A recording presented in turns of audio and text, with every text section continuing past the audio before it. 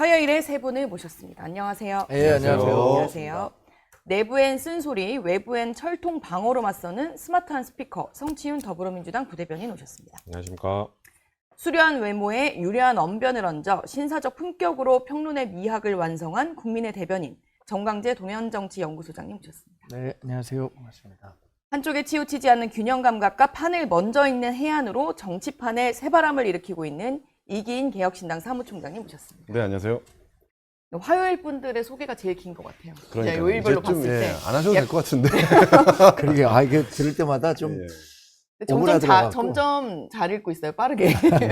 네, 바로 이야기로 들어가 보겠습니다. 이기인 총장님, 네, 이분 어제 간담회 들으셨어요? 그렇습니다.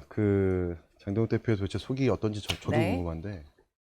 그러니까 지금 장동혁 대표는 여러 가지 성과가 있다고 지금 주장하고 있잖아요. 조 그루터스 의장 만나고 아이사 의원 만나고 또 IRI 연구소 가서 영어 연설 잘했다. 그리고 우리 한미 외교가 백척간도에 서 있기 때문에 이 심각성을 알리기 위해서 야당 대표로서 할 수 있었던 일이었다라고 얘기하고 있는데, 근데 제가 어저께 페이스북을 보다가 지금은 이제 전직 당대표인 그리고 개항을 공천을 기다리고 있는 송영길 대표가 워싱턴 DC를 다녀와서 누구를 만났는지 쭉 쓰셨는데, 오히려 이 장동혁 대표가 만난 사람보다 좀 더 내실이 있고 좀 더 내용이 좀 있는 사람들을 많이 만나셨더라고요. 18개 정보기관을 아우르는 D&I 게시 국장도 만나고, 네.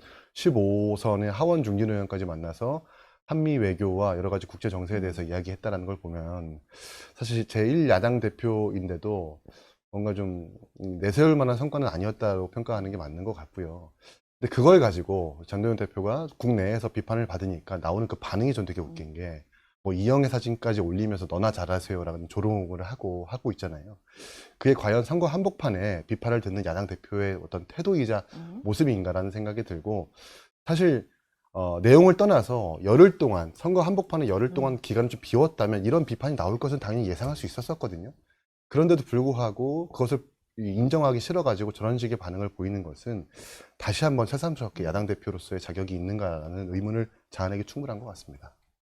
어떻게 들으셨어요? 근데 이기인 총장이 송영길 전 의원이 만난 사람들, 그런 사람들도 장동혁 대표 못 만난 거 아니냐 이렇게 평가를 하셨는데, 누굴 만났는지 모르기 때문에 그렇게 비공개라서. 비교할 수는 없어요. 왜냐하면 만약에 이런 사람들 만났다고 하잖아요. 그러면 지금 장동혁 대표에 대한 평가가 워낙 부정적이어서, 그래서 겨우 그 사람들을 만나려고 간 거야? 이런 식으로 평가를 받을 수도 있을 것 같아요. 그러니까 본인들이 만난 사람이 분명히 있을 거예요. 만나려고, 제가 생각하기엔 지금 아무리 민주당 정권이라고 하더라도 송영길 전 의원이 갖고 있는 정치적 무게감이나 장동혁 대표가 야당 당대표, 특히 지금 미국은 공화당 정권이잖아요. 트럼프 집권 시기이기 때문에 이런 사람들 만나려면 장동혁 대표도 쉽게 만날 수 있을 것 같아요. 이건 네. 그냥 제 생각입니다. 그런데 겨우 그 사람 만나려고 거기 간 거야? 라고 했기 때문에 그 이상의 사람들을 만나려다가 못 만났거나, 또는 그 이상의 사람을 만났는데 공개하지 못했거나 랄 가능성이 있다고 보는데, 그럼에도 불구하고 장동혁 대표의 이번 방미와 관련해서 좋은 평가를 내리기는 어려울 것 같아요. 왜냐하면 워낙 중요한 시기에 야당 당대표가 길게 자리를 비웠단 말이에요. 네. 2박 4일 가는 것에 대해서도 아니 거기 왜 가셔? 이런 얘기가 나왔는데, 네, 일정이 길어졌죠. 결국에는 8박 10일까지 이어졌는데, 이게 공직에 있을 때 8박 10일이라는 일정을 내서 뭘 하기가 굉장히 어려운 거예요. 저 예전에 기자 생활할 때 중남미 출장을 10박 12일로 한번 다녀왔거든요. 중남미는 뭐니까요? 근데 그때 국장이 했던 말이 어떻게 기억나요? 배낭여행 갔다 왔냐? 너무 길게 갔다 왔다고요? 그렇죠. 그런 정도로 뭔가 성과가 분명하게 내놓을 만한 게 있으면은 그런 오랜 기간 갔다 올 수 있지만, 지금 갖고 온 성과로 그 8박 10일이라는 그 선거를 앞둔 이 시점에 그거를 당원과 또 유권자에게 설득시키기는 어려울 것 같다는 생각이에요. 저는 사실 방미 보따리도 보따리인데 갔다 와서 선거와 관련된 일성이 뭘까라는 게 좀 궁금했는데, 선거와 관련돼서 대구나 부산에 대해서 사실 언급은 거의 따로는 없었잖아요. 그건 어떻게 보셨어요? 아직 정해진 게 없는 거죠. 제가 생각하기에는 대구 같은 경우에는 결국에는 우리 후보가 정해진 이후에 다시 이진숙 전 방통위원장을 찾아가서 정치력을 발휘하겠다라는 정도의 생각을 갖고 있는 것 같은데 대외적으로 얘기하기는 적절치 않다고 생각하니까 얘기 안 했을 것 같고 부산은 이건 누가 보더라도 공천 안 한다는 건 말이 안 되니까 그 지역에서 국민의힘 후보로 가장 많은 득표를 올릴 수 있는 사람을 무조건 공천할 겁니다. 저는 뭐 일각에서 나오는 김민수 최고위원에 대한 전략 공천설 또는 뭐 네. 이영풍 기자를 네. 공천할 수도 있다. 이런 거는 정말 소설이고 말도 안 된다고 생각하는 게 장동혁 대표는 한동훈 전 대표가 당선돼서 들어오는 거를 지금 지선 대패하는 것보다 더 싫어할 수도 있는데 본인이 원하는 사람을 거기에 공천했었을 때 국민의힘 후보의 득표력이 떨어져서 한동훈 전 대표가 반사이익을 보는 그거 그런 상황을 만들지 생각하기도 않을 싫을 거다. 겁니다. 예. 어제 장동혁 대표 이제 그 최고위 비공개에서는 진종호 의원 이야기가 오히려 나왔거든요.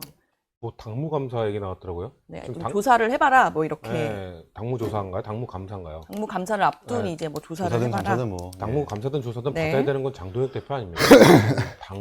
당 운영비를 이렇게 펑펑 써도 되는 건지 8박 10일 동안 이거 결국 당비로 쓴 거 아닙니까? 당의 운영 비용은 당원들이 내는 당비와 그리고 국고보조금, 국민들 세금입니다. 네. 국민들 세금이 들어간 돈을 이렇게 펑펑 쓰면서 대체 뭐 하고 왔냐?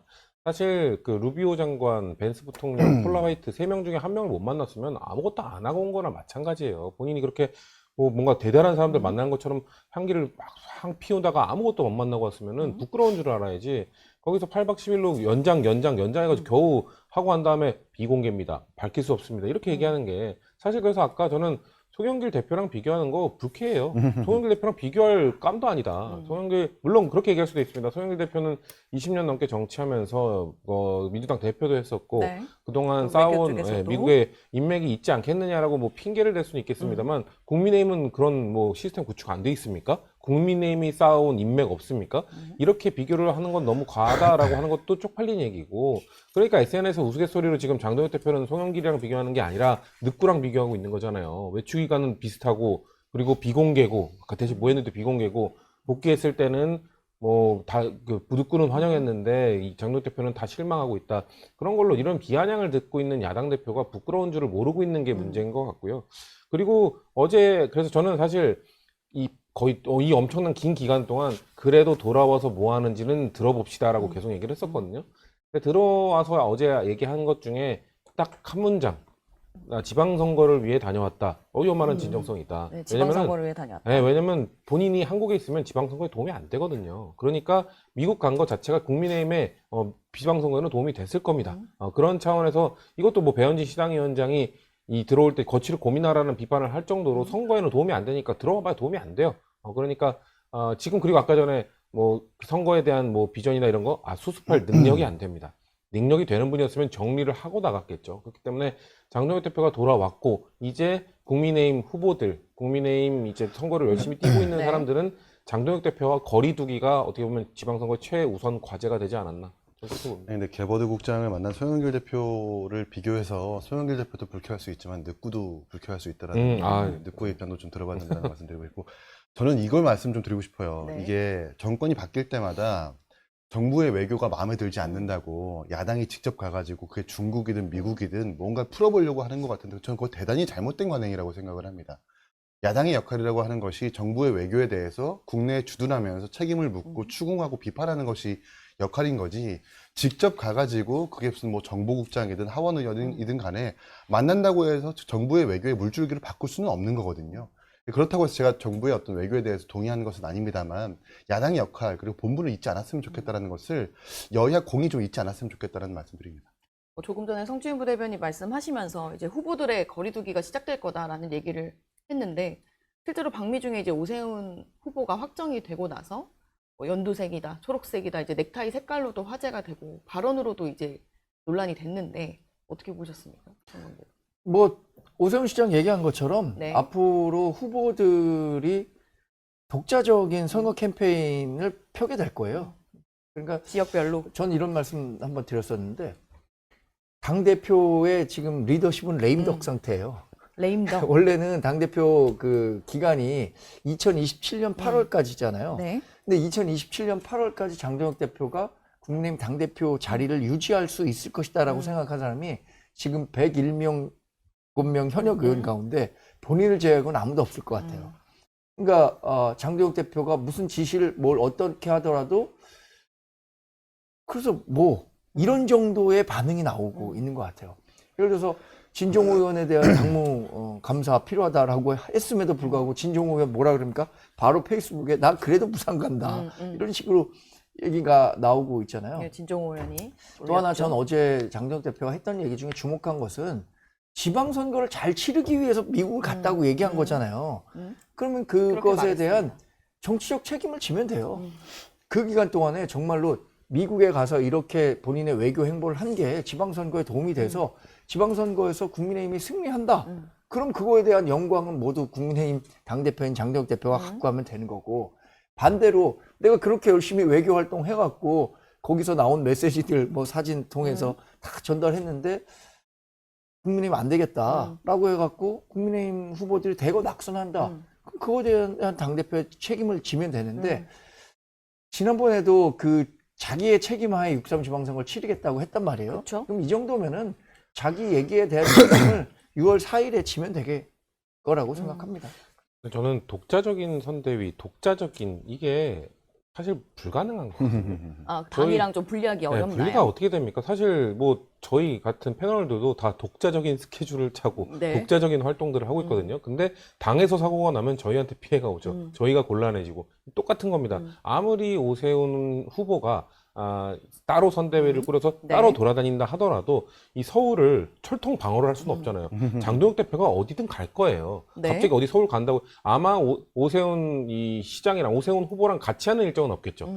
어제 그 국민의힘 한 그 미디어 대변인은 반드시 같이 할 일정이 있을 거라고 확신을 하던데 아니요, 저는 확신을 하는 게 같이 하는 일정은 없을 거고요. 따로 할 거고요. 근데 장동혁 대표가 갑자기 어디 예를 들면 서울 어디 땡땡구를 갔어요. 네. 근데 오세훈 시장이 거기 오지 마십시오라고 할 수는 없잖아요. 그렇기 때문에 서울 어디든 장동혁 대표가 훑고 다닐 겁니다. 본인도 선거운동하고 본인도 만약에 다음 전당대회에 펼쳐졌을 때 조직 관리해야 될 거 아닙니까? 이 전국 선거의 기회를 놓칠 리가 없기 때문에 오세훈 후보가 아무리 밀어내려고 해도 아무리 따로 가려고 해도 국민들이 볼 때는 오세훈 어깨에는 장동혁 대표 이렇게 매달려 있다. 그러니까 이 쉽지가 않을 겁니다. 이 당이랑 분리하기 서울에 어려울 이렇게 거다. 서울에 바리케이트를 치고 네. 장동혁 지도부 등등이 못 들어오게 해도 이 선거라는 게 이 연상작용의 산물이기 때문에 지금 국민의힘이 공천하는 그 현황을 보면 뭐 공주부여 청양의 정진석 위원장 뭐 좀 공천될 것 같기도 하고, 대구에서는 만약에 추경호 대표가 된다거나 충북에서 윤갑근 뭐 이런 분들이 되면 네. 그 윤석열 정부 때 실패했던 사람들이 다시 한번 공천하게 되는 건데, 전 그런 그분들의 득표율 내지는 그분들의 어떤 분위기들이 오세훈 시장 후보의 성적표에 분명히 합산될 거라고 생각을 하거든요. 그러니까 별개로 볼 수 없다라는 거예요. 별개로 보기 어렵다. 유권자들은 어쨌든 상품을 보고 그 상품만 보고 찍는 것이 아니라 그 상품이 어느 진열대에 놓여 있는지를 보고 찍을 거기 때문에 그 진열대가 지금 무너져 가고 있잖아요. 국민의힘이라는 진열대가. 이런 부분들은 오세훈 시장이 좀 고려를 하고 이 전략을 잘 세우셨으면 좋겠다는 말씀드립니다. 알겠습니다. 장동혁 대표가 사실 승부처로 꼽은 곳이 서울이랑 부산이었는데 그 중에 한 지역이죠. 이제 부산 이야기를 정광재 소장님 해볼까요? 부산 민심 부산 민심. 궁금하죠. 네. 최근에 요동치고 있는 것 같습니다. 여기 저 KBS 여론조사 최근에 네. 한 거 준비를 하셨다고 하면 같이 살펴보시면 네, 오차 범인의 과거에는 네. 전재수 의원이 과반 득표할 거다라는 여론조사 결과가 많았는데 KBS가 최근에 부산 충북에서 했죠. 네. 부산시장 후보 지지도를 조사해 결과 전재수 의원 40%, 박형준 시장 34%인데 6%포인트 차이잖아요. 네. 이게 오차 범위 안으로 네. 들어온 거예요. 근데 이거와 비슷한 시기에 나온 여론조사 꽃, 거기도 수치는 말씀드리지 않겠습니다만 네. 그 오차 범위 내로 줄어들었단 말이에요. 근데 여론조사 꽃은 이른바 하우스 이펙트라고 해서 네. 여론조사를 어느 기관에서 하느냐에 따라서 편차가 좀 더 벌어지거나 좁혀지기도 네, 하는데 답이 달라질 수도 있고. 예, 민주당 후보들의 지지도가 상당히 높게 나오는 여론조사임에도 불구하고 그것도 오차 범위 안으로 들어온 걸 보면 부산이 하여튼 박형준 시장으로 단일화한 이후 네. 뭐 그 효과가 있을 거고, 두 번째는 전재수 의원 뭐 까르띠에 시계를 받았냐 안 받았느냐, 이게 한동훈 전 대표가 그 지역에 가면서 정치 쟁점화 했단 말이에요. 이러면서 자꾸만 좀 그 전재수 의원의 스텝이 꼬인 듯한 모습. 그 세 번째는 어쨌든 한동훈 전 대표가 부산에 내려가면서 본격적으로 활동하기 네. 시작하니까 아, 이 보수를 어떻게 잘 고쳐서 다시 써볼까? 라는 생각. 근데 거기에 또 박형준 시장은 한동훈 전 대표와도 약간 결은 맞잖아요. 그동안 뭐 윤석열 전 대통령이나 아니면 이게 그 강경 보수층의 목소리를 대변했다기보다는 네. 그렇게 가면 안 되는데 라는 목소리를 소극적으로나마 제시했던 분이기 때문에 그에 대한 재평가가 함께 이루어지면서 한 세 가지 요인이 지난 일주일 사이에 그 부산 지역에 쏟아졌단 말이에요. 그게 지금 여론에 그대로 반영되는 게 아닌가 싶어요. 민주당도 이렇게 본인들의 당세가 약한 지역에서는 최소 2자릿수 이상 여론조사 격차가 벌어져야 이거 승리를 자신할 수 있다. 이렇게 네. 얘기를 하는데 지금은 그런 상황이 아니잖아요. 두 분 이 분석에 동의하시나요? 네, 뭐. 아이, 동의해야지. 이거 객관적이잖아. 동의해야지. 동의해야 돼요. 아, 저렇게까지 말씀하시는데 아, 제가 네. 아니 갑자기 말을 하려고 이 있습니다. 하다가 이 있습니다. 네. 갖고 저는 아니 하려던 말씀을 하세요. 아니요. 아니 저는 일단 뭐 최대한 저희 당의 얘기를 하고 싶었던 거고 네. 일단 부산 북구 갑은 부산시장 선거 당연히 연동이 되어 있고 한데 지금 사실 한동훈 대표가 하고 계신 행보나 이런 것들이 박형준 시장한테는 글쎄요 최종 득표에는 도움이 될 것 같은데 박형준 시장이 나중에 최종 그러니까 그 본인이 지금 너무 가려져 있어요. 안 보여요. 박형준 시장이. 네, 박형준 시장이 잘 안 보여요. 지금 머리는 어느 정도 잘하셨는지 뭐 이런 것들에 대해서 사람들이 여전히 자료화만 보면은 아직도 머리가 안 자랐는데 옛날 건가 약간 이런 생각을 할 정도로 너무 네. 묻혀있다라는 말씀을 드리고 싶고 그리고 최근에 이제 박민식 후보가 엄청 세게 대립각을. 엄청 세게 네. 발언하셨더라고요. 그러니까 네. 이거는 전 뭐 위장 발언은 절대 아니라고 보기 때문에 물론 이런 상황에서도 아까 말씀하신 뭐 이영풍 기자라든지 김민수 최고가 전략공천될 가능성도 있습니다만 전 박민식 후보가 되지 않을까라는 생각이 있거든요. 북구갑의 특성이 있는 것 같아요. 부산 북구갑의 부산 특성. 북구갑의 특성. 네. 왜냐면 전재수 의원 그리고 박민식 전 장관 두 분 선거운동 스타일이 똑같아요. 뭔가 막 정쟁이나 막 공중전 이런 거 안 하시고 그냥 지역 시장 돌아다니고 지역 사람도 계속 만나고 근데 누가 다니고. 그러시던데 사투리를 누가 더 많이 쓰나 그런 얘기라고 하더라고요. 그래요? 네. 그러니까 그런 것들. 그러니까 저는 전재수 후보가 인상적인 게 뭐냐면은 예전에 방송 한번 같이 했을 때 그때 약간 윤석열 정부 막 비판하는 게 있었거든요. 하신 다음에 끝나자마자 또 내려가서 우리 북구 또 형님 누님들한테 이거 내 진심 아닌 거 아시죠? 이거 얘기하겠네라고 하시더라고요. 그러니까 정쟁을 싫어하신대요. 막 싸우고 하는 거 말고 부산의 스타일이. 네, 북구가 뭐 해줄 건데 약간 우리 북구가 얘기해야지 왜 중앙 가서 싸워? 뭐 이런 얘기 하신다는 거예요. 그래서 지금 구도가 묘하게 결국 박민식 후보도 결국 나올 것 같고 그 한동훈 전 대표는 계속해서 전재수 후보랑 너무 대립각을 세우고 있고 전 그래서 삼자 구도가 요즘 보니까 그냥 끝까지 누구나 예측을 했습니다만 삼자 구도 끝까지 가는 건 이제 거의 그냥 기정사실하다. 상수가 됐구나라는 생각이 들고 그래서 저는 결국 우리 당이 어떤 후보를 낼 것인가가 문제인데 저는 계속해서 하정우석이 좀 대통령 곁을 지켜줬으면 좋겠다는 입장이었는데 네. 나올 것 같아요. 네, 나올 살아있는 카드다. 네, 나올 것 같고 왜냐면은 지금 굳이 이 순방을 끝나고 나오겠다고 말한 것 자체가 사실 지금 만약에 안 나온다면 빨리 본인이 안 나온다는 걸 해주고 플랜 B, 다른, 플랜 C 그쵸? 준비를 줘야 돼. 지금 하정우 수석 말고는 민주당은 카드가 없네라는 이미지가 구축이 돼버렸어요. 네. 그렇기 때문에 하정우 수석이 지금 이 정도로 시간을 끌었으면 어쩔 수 없이 나올 수밖에 없다. 근데 대통령도 너무 서운해할 것 같고 대통령 지지자들도 아마 이거에 대해서 좀 서운해하는 분들이 많을 것 같아서 이거를 어떻게 수습할 것인가가 어떻게 보면 지금 우리 당에게 주어진 리더십일 것 같아요. 지금 안 그래도 저는 안 나왔으면 좋겠다였지 나오면 안 된다고 말하는 강한 분들이 있었기 때문에 네. 그런 분들을 어떻게 설득하고 갈지가 저는 우리 농사만 잘 지으면 부산에서는 좋은 결과 나올 거라고 저는 보고 있어요. 두 시장 후보가 이 지지율이 격차 줄어드는 게 이 친한계 분들은 한동훈 대표의 출마 때문에 뭐 나비 효과처럼 그러는 거다. 뭐 그렇게 주장하실 수는 있는데 저는 세 가지 요인. 아까 세 가지 중에 한 개였어요. 네. 그래도 정광재 네. 소장님은 세 그래도 가지. 좀 뭐 매우 정확하게 네, 세 객관적으로 가지를 평하려고 하시는 말씀하셨습니다. 거죠. 다른 분들은 안 그러거든요. 그러니까 결국 한동훈 대표가 그쵸. 나와서 전재수 후보를 비판하니까 그 효과가 박형준 시장한테 옮겨 붙는 거다라는 말씀하시는데 근거를 좀 대고 말씀하셨으면 좋겠고 지구는 한동훈 대표를 중심으로 돌아가지 않는다라는 말씀드리고 싶고 제가 왜 이런 말씀 드리냐면 좀 냉정하게 분석해 달라는 말씀 드리고 싶은 거예요. 첫 번째 그걸 지적하고 싶고요. 두 번째는 한동훈 대표가 막 전재수 후보를 향해서 비판하고 있는데 부산 북갑에서 전재수라는 사람의 존재감은요.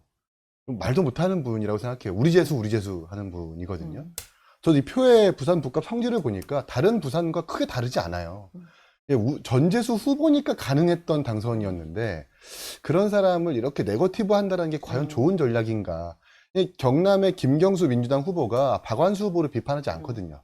그리고 대구의 김부겸 후보가 지금 뭐 여론조사 1, 2등을 다투고 있는 추경호 내지는 이진숙 후보를 비판하지 않거든요. 그거는 그분들이 잘해서가 아니라 전략적으로 비판을 안 하고 프레임을 전환하기 위해서 노력하고 있는 건데 지금 약간 이제 처음 선거를 나오다 보니까 그런 부분들 좀 망각한 부분들이 있는 것 같아서 한동훈 대표가 정말 그 선거에서 우위를 선점하려면 프레임을 그쪽으로 몰지 말고 좀 약간 이 의제 중심의 선거로 좀 돌렸으면 좋겠다는 생각이 들고요. 그리고 박형준 시장의 지지율이 좀 오르는 것은 어쨌든 한 명의 후보로 단일화가 됐고 또 주진우 후보로 이탈됐었던 표들이 이제 좀 모이는 부분이 있고 게다가 현역입니다. 부산시장 현역이기 때문에 지지율이 뒤지는 게 사실 오히려 이상한 거라서 이분들 좀 냉정하게 분석하는 게 맞다라는 생각이 듭니다. 그래도 조금 부산 판을 좀 흔들고 있다 정도는 볼 수 있나요? 한동훈 후보가요? 네. 당연하죠. 전국적 인지도가 있는 사람이 부산에 출마를 했고 또 박민식 후보가 저렇게 예민하고 민감하게 대립각을 세우기 시작했다라고 하는 것은 어쨌든 이 구도를 흔들어 보려는 시도일 수밖에 없기 때문에 그리고 뭐 징계는 과하다는 어떤 뭐 국민들 어떤 공감대가 있잖아요. 그런 네. 분이 당에 들어가는 거, 그러니까 국민의힘의 복귀를 예고한 상태에서 부산 북갑에 출마한 것이기 때문에 부산판을 흔들고 있는 것은 사실이죠. 저희는 사실 지표는 그렇게 중요하게 생각하지 않아요. 부산은 사실 2년 전 총선 때도 우리 지표 많이 좋았거든요. 전재수 한 명 살고 다 죽었습니다. 그럼 어떻게 알아요? 지표로 알 수 없으면. 그러니까 지표를 보통 그러니까 국민의힘 측에서는 부산 지표는 그냥 국민의힘에 플러스 10을 해야 된다고 말씀하시는 분들도 있고 왜냐면 그 정도 차이 나도 결국은 뒤집었다. 그 2년 전인가 그때 재보궐선거 구청장 금정구청장이었나요? 네. 그때도 지표는 우리가 10% 이상 이겼는데 우리가 졌어요. 그런 것처럼 부산 시민들 중에서 많은 분들이 국민의힘 여론조사 실망해가지고 에이 하고 있다가 투표장 가서는 에이 미워도 다시 한번 하면서 찍어주는 분들이 많단 말이에요. 그렇기 때문에 사실 그 부산 민심은 진짜 밑바닥 훑고 있는 전재수 시장 후보 말고는 몰라요. 우리가 아무리 지표 보고 우리가 이거 여기서 얘기해봤자 해볼만합니다. 모른다. 부산 해볼만합니다. 가봐야 해도 된다. 예. 그렇지. 그래서 부산 진짜 전재수 후보만 알 겁니다. 이게 붙고 있구나. 이런 것들을 느낄 거고 저는 전재수 후보가 저희는 이길 거라고 믿습니다만 이겨도 정말 신승할 겁니다. 크게 이기긴 어려운 선거. 부산시장이란 게 늘 그렇습니다. 원래 예전에 우리 당 후보가 될 때도 무소속 후보가 된 다음에 우리 당 들어온 거였지 전재수 후보는 이미 민주당 후보예요. 북구갑 사람들은 이제 재수 하지만 다른 지역 사람들은 옆 동네 재수란 말이에요. 그러니까 그게 부산 시민들 입장에서는 여전히 민주당의 옆 동네 재수 약간 이렇게 되기 때문에 그거를 극복하는 시간이 그렇게 길지 않고 그러면은 결국 이겨도 정말 가까스로 신승할 수 있을 것이다 라고 보기 때문에 저는 저희 당에서 그래서 부산 민심을 건드릴 만한 전국적 이슈를 내면 안 된다고 생각해요. 늘 사실 2년 전 총선 때도 경기도에 있었던 공천 파동 네. 결국 의원직 박탈당한 뭐 양문석 이런 사람들의 그런 영향력이 결국 부산에도 좀 영향을 줬다고 생각하거든요. 네. 등을 돌렸던 여론조사에 응답 안 했던 부산 시민들이 야 저거 봐라 하는 거 봐라 중앙에서 하는 거 봐라 하면서 결국 그 투표장으로 향해서 그 국민의힘 찍어서 또 보기 때문에 전재수 후보를 도와주려면은 부산 가서 뭐 할 게 아니라 중앙에서 사고 안 치는 게 중요하다고 봅니다. 그 부산 민심과 관련해서 네. 실제 여론조사와 득표 간의 차이가 얼마나 있었나 네. 제가 하나만 말씀드릴게요. 전재수 의원하고 서병수 의원이 2024년에 되게 귀한 붙었어요. 수첩이 나온 것 제가 뭐 같아요. 정리 좀 빨간색 했습니다. 수첩이 너무 나왔어요. 오래된 수첩 아닙니까? 아니 이게 되게 귀한 하여튼 자료 아주 같은데? 좋은 정보만 예, 적어놓고 네. 박지원 의원 오마주 아닙니까 이거? 전재수 의원이 당시에 여론조사 최종 선거 막판에 있었던 여론조사에서 53% 그리고 서병수 의원이 39%로 당시에 14%포인트 차이로 전재수 의원이 그 앞서는 걸로 나타났어요. 네. 근데 실제 투표 결과는 어떻게 됐냐면 어땠어요? 52.3%대 46.67%로 이게 확 붙었는데 서병수 의원이 무려 여론조사보다 8%포인트를 더 얻었어요. 근데 전재수 의원은 똑같았어요. 오히려 조금 더 떨어졌어요.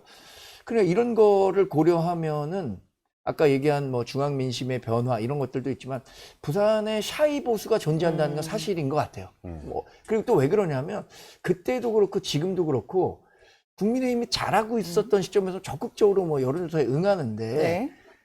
그때나 지금이나 별로 이렇게 국민의힘이 잘한다고 생각하지 못하거든요. 부산에서. 뭐 이런 것들을 고려하면 지금 아까 나왔던 뭐 박형준 시장과 전재수 의원 간의 지지율 격차 이런 것 정도는 거의 붙었다. 또는 뭐 더 조금 더 해석해 보면 박형준 후보가 오히려 더 득표율이 높을 수도 있겠다라는 전망을 가능하게 하는 수치라고 생각하고 그리고 좀 이제 제가 지난 주말에 한번 부산 다녀왔었는데 네. 부산이 이런 것들도 좀 갈구하는 것 같아요. 보수 정치에 대해서.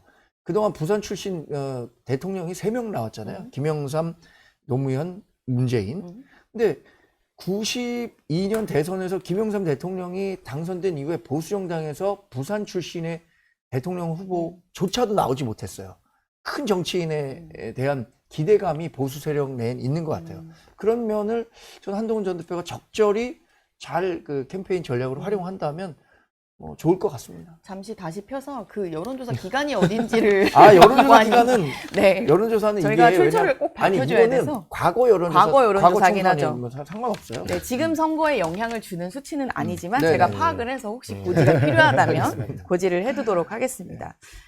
하정우 수석은 그런 의미에서 조금 전에 이제 부산에 대한 특성을 알아보니까 국갑에 누가 나올지도 전재수 후보한테 되게 중요한 거네요. 그렇죠. 그리고 하수석의 마음도 이해가 되기도 하고 왜냐면 네. 북구갑이 그만큼 아까 이기인 총장 얘기한 것처럼 전지수니까 가능했던 곳이기 때문에 어떻게 보면 이번 재보궐이 이번 북구갑의 이제 전재수의 뒤를 이어서 선거를 하는 사람이 유일하게 전재수의 힘을 받을 수 있는 네. 왜냐면 투표용지가 하나 더 있잖아요. 부산시장 투표용지가 있기 때문에 부산시장 후보 거기에 투표용지 찍고 나서 또- 전재수를 좋아하는 사람들이 그렇지 우리 재수 다음에 오는 사람 찍어줘야지 요 효과가 요번만 마지막이에요. 다음 총선부터는 혼자 해야 돼요. 홀로서기를 해야 되니까 어떻게 보면 이번에 좀 도움을 받고 할 수 있는 선거가 이번뿐이니까 부산에서 새로운 정치를 도전하고 싶은 사람한테 이번 기회는 어떻게 보면 호재죠. 호재이기 때문에 그 마음은 이해합니다만 아쉬워요 저는. AI 관련돼서 좀 지금 잘하고 계시고 대통령 국정운영 과제에 조금 더 힘을 실어줘야 될 시기라고 좀 보기 때문에 그런 뭐 전반적인 것들은 마음은 이해합니다만 아쉽다. 근데 나올 것 같다.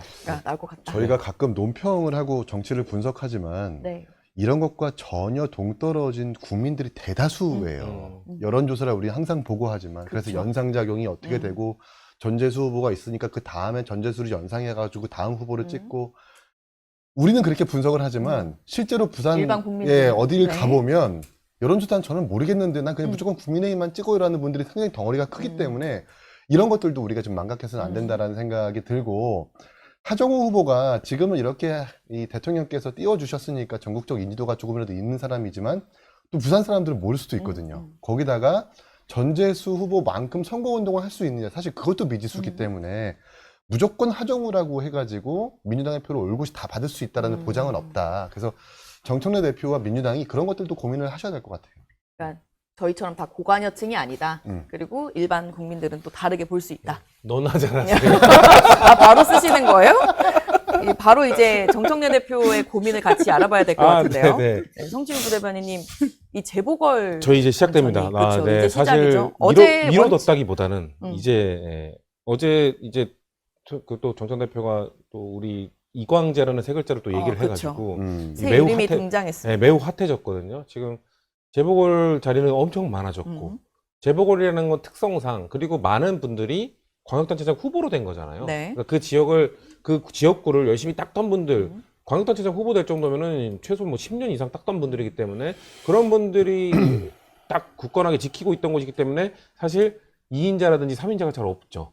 그러니까 거기에 중량감 있는 인물을 다른 데서 모셔와야 되고 그러다 보니까 정청래 대표가 최대한 판이 다 벌어진 다음에 그렇죠. 확정된 다음에 할 거라는 공언을 했었고 이제 판이 이제 다 깔렸고 거기에 이제 과연 그럼 누구를 할 것인가라고 하는데 갑자기 어제 지금까지는 한 번도 나오지 않았던 그렇죠. 이광재라는 이름을 던지면서 선당 후사를 한 그쵸. 이광재 전 왜냐면 지사를. 강원도지사 유력 후보였는데 우상호 후보한테 어떻게 보면은 그냥 경쟁을 할 만한 후보였는데 양보를 하고 나왔기 때문에 이런 사람 충분히 쓸 수 있다. 저는 정청래 대표의 판단이 맞다고 봐요. 그 정도 좋은 이미지 갖고 있지, 그리고 중량감 있지, 인지도 높지. 그러면 재보궐에 투입하기엔 딱 적절한 인물이기 때문에 그러면서도 이제 어디에 둬야 될지를 지금 아직도 고민을 한창 하고 계시지 않을까 생각합니다. 그러니까 어제 보면 29일에 이제 일괄 사퇴는 한다. 라고 얘기를 했고, 그리고 모두 다 공천을 한다. 일단 원칙은 정한 것 같아요. 사퇴할 때까지 계속 의심하시지 않을까요? 국민의힘은 계속 끝까지 네, 안 할 계속 것 할 같다고 거예요. 해서니까. 저는 의심 안 해요. 맞아요. 소장님은 왜냐하면- 처음부터 의심 안 그렇죠. 하셨어요. 소연이 맞아요. 그랬어요. 맞아요. 예. 아니 정치라는 게 예측 가능성과 합리적이고 또 유권자들에게 명분 있고 설득력 있는 설명을 해야 되는 건데 민주당이 아무리 뭐 그렇다고 하더라도 저 정도 아무리 그렇다니요. 아무리 그렇다니요. 아니, 표현하지 안할 않았어요. 거고. 저 어제 좀 놀라니까 갑자기 이광재 카드가 나왔고 네. 저랑 이름이 광재가 아, 같잖아요. 그렇네요. 총장님. 진짜 지금 뭐라고 하고 싶지? 아니 이렇게 지금 분석하실 저랑 거예요? 가끔 저 방송에서 반가워 만나면 오셨구나. 광재 네, 이래. 근데 평택 을에 저는 김용을 공천할 거라고 생각했어요. 왜냐면 네. 강하게 요청하고 있기 때문에. 근데 평택 을에 이광재 전 의원이 공천이 되면 조국 대표 어떻게 되는 거예요? 조국 대표 완전 세대는 거 아니에요? 진짜 세대일 것 같아. 그래도 제3당의 대표한테 아니, 이거 뭐 비유적인 표현이죠. 네. 와, 이러면은 진짜 조국 대표가 민주당에 큰 배신감을 느낄 수도 있겠다. 앞으로 2년 정도 이 22대 국회가 남았잖아요. 조국 대표가 좀 원한을 품을 수도 있겠다라는 생각이 드는데 이광재 전 의원이 평택 을의 공천을 받을 가능성이 굉장히 높아진 거 아닌가 싶더라고요. 왜냐면 하남 갑은 지금 송영길 의원 쪽으로 기운 것 같고 수도권의 핫플레이스라고 뭐 특정해서 얘기했으니까 이광재 의원도 거기 단일화하라는 압박만 없다면 내가 가서 당선될 수 있을 것 같다고 생각할 것 같거든요. 어제 정청래 대표 이제 간담회를 제가 안 그래도 방송 전에 다시 한번 읽었는데 기자들이 이름을 다 물어봤거든요. 이제 김용전 부원장은 차차 말씀드리겠다. 라고 송영길 전 대표는 염두에 두고 있다. 그러니까 염두에 두고 있냐라고 아마 기자가 물었을 거예요. 근데 지역을 언급하진 않아서 지금 누가 어느 지역이냐라는 얘기들이 막 설왕설래하는 것 예, 같더라고요. 하남갑에 염두해 두고 있다가 아니라 염두에 염두에 두고 두고 있다라고 있다. 그걸 다시 정정하시더라고요. 송영길 대표 대표실에서. 그만큼 되게 조심스러워하는 부분이 있는 것 같은데 전 이광재 후보를 지금 보궐에 고려하고 있다는 게 왜 그렇게 사람이 없나라는 생각이 지사직 상실하셨던 분 아니세요? 불법 정치자금 수수 때문에? 그 이후에 의원 물론 복권이 됐죠. 의원 당선도 의원직 되셨고요. 당선도 되고. 근데 지금 김용 의원도 그렇고 이 이광재 후보도 그렇고 같은 불법 정치자금 수수라는 그 공통점이 있기 때문에 같이 보궐선거에서 공천을 해버리면 국민의힘의 야당이 비판하기 딱 좋죠. 아니 어떻게 불법 정치자금 수수로 강원도 지사직도 상실하고 게다가 2심에서 확정 판결 받고 보석받아가지고 대법원 확정 판결 지금 기다리고 있는 사람을 어떻게 이렇게 국민 눈높이에 부합하지 않는 공천으로 기만하느냐라는 선거 캠페인이 가능하기 때문에 너무나도 정무적 감각이 그러니까 좀 취해 있는 것 같아요. 지금 정청래 대표가. 어딜 꽂아놔도 워낙 좀 국정 지지율이 높고 선거가 워낙 유리하기 때문에 누구를 넣어도 된다라는 그 오만함이 좀 보이는데 저는 그러지 않았으면 좋겠습니다. 어쨌든 하남에서도 민주당에서 지역위원회나 열심히 활동하고 있었던 사람이 있을 것이고 평택도 마찬가지일 겁니다. 그런 분들한테 기회를 주는 게 맞지 이렇게 뭔가 이름 조금 뭐 네임드라고 해서 이름이 좀 있다고 해서 정권이나 범죄 전력을 전혀 고려하지 않은 채 이런 분들을 공천하는 것은 결국 민주당이 발목을 잡을 거라고 생각합니다. 뭐 전과나 범죄 전력 고려하면은 민주당에 공천할 사람이 없어요. 뭐 대통령도 뭐 사범이니까요. 그러니까 그거를 진짜 이제 이분들 진짜 왜 이러시죠? 빨리 공격하십시오. 아니 그리고 이광재 전 지사와 그리고 네. 그 김영전 부원장을 직접 비교하는 건 저는 아닌 거라고 생각하고요. 저는 김영 부원장은 사법 리스크는 털고 오는 게 맞다고 생각합니다. 왜냐하면 대법원 판결이 얼마 남지 않았고 하남갑 그리고 하남갑은 제외지만 평택과 안산 같은 경우에는 우리의 규칙 사유로 생긴 선거기 때문에 그에 대해서 해결을 해야겠죠. 근데 이광재 전 지사는 그 과거에 그런 일이 있었던 건 팩트입니다만 그 이후에 유권자들로부터 다시 한번 선택을 받았잖아요. 네. 그러면은 그거를 동일선상해보고 이 사람도 뭐 과거에 범죄가 있었다라고 비판한 거는 그 사람을 그 선택을 해줬던 유권자들에 대한 예의가 아니죠. 저는 그건 너무 과한 비판이라고 보기 때문에 우리 당의 공천 전략상 평택을 나쁘지 않습니다. 왜냐면 그 조국 대표가 친문이잖아요. 네. 친문에 그걸 갖고 있는데 친노의 적자, 친노하면 그냥 바로 이광재잖아요. 그렇기 때문에 그런 것들이 우리 당의 전략상 저는 충분히 괜찮다고 보기 때문에 많은 고려를 할 수 있다라고 생각합니다. 김용전 부위원장에 대해서 어떻게 보세요? 예상 저는 대통령을 정말 생각한다면 이 대법원 판결 이후에 정말 억울하다면 뭐 재심이 됐든 아니면 대법원 판결 뒤집든 그걸 해결하고 오는 게, 왜냐면은 아까 말씀드린 것처럼 우리 때문에 생긴 선거인데 또 우리 때문에 보궐 선거하게 되면 면목이 없어집니다. 알겠습니다.